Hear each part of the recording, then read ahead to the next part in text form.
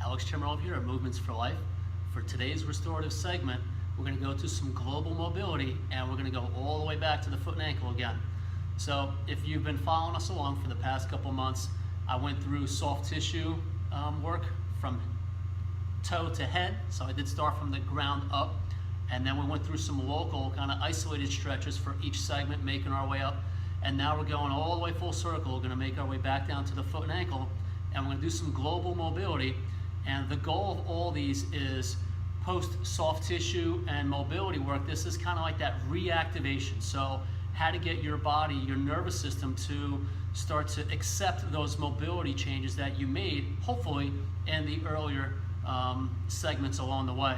So to reestablish that communication again, we're going to go through, and all these global exercises are going to have a three-dimensional component because we want to be able to then reintegrate it in all three planes of motion. So I'm going to start at the foot and ankle, and in the coming weeks and months, we're going to make our way through the rest of the body and kind of connecting all the dots from all the soft tissue stuff that we did way back when.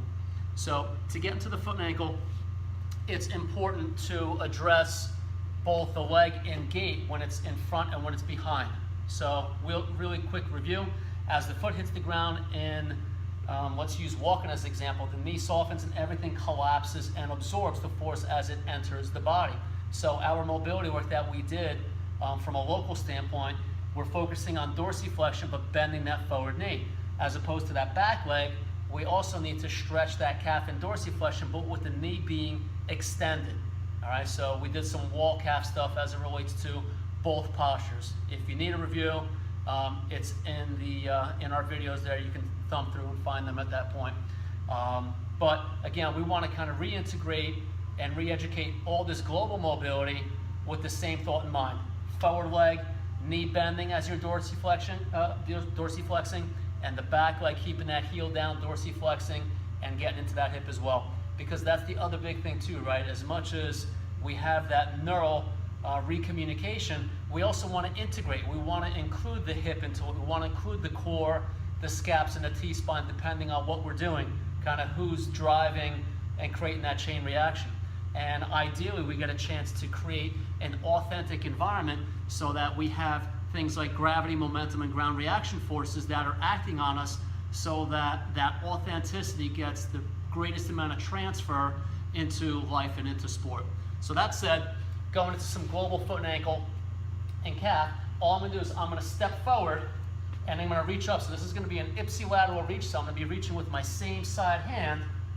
And what I want to see happen is this forward knee is collapsing in as it's dorsiflexing, keeping that back heel down. And I'm just going to reach up and just do a nice, smooth sagittal plane chop. So I'm reaching tall and long, getting some nice hip tuck, so I'm getting good loading throughout the hip. And I'm just going to go through and do 10 reps. So here's my sagittal plane reach. For my frontal, I'll just change my perspective here. I'm actually going to reach overhead. So same concept here. Arm is reaching overhead. Notice where the hip needs to go. Knee is going to collapse and roll in because my foot and ankle told it to do so. Because you told me to, drill sergeant. All right, so here's my frontal plane reach. So all of these I'm reaching again with my same side arm, so ipsilateral arm.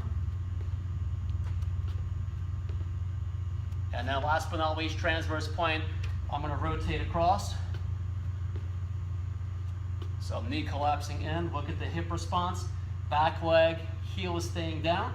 And while this ankle is pronating, my back ankle is actually supinating, which is authentic to gait, both walking and running.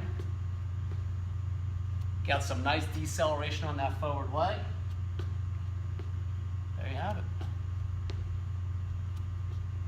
All right, so here's nice, very effective global mobility for the calf, both front and back leg. So go through all those. It's important just to note that it's not designed to be like an end range yoga type of stretch, right? It's not going to be a wicked pull.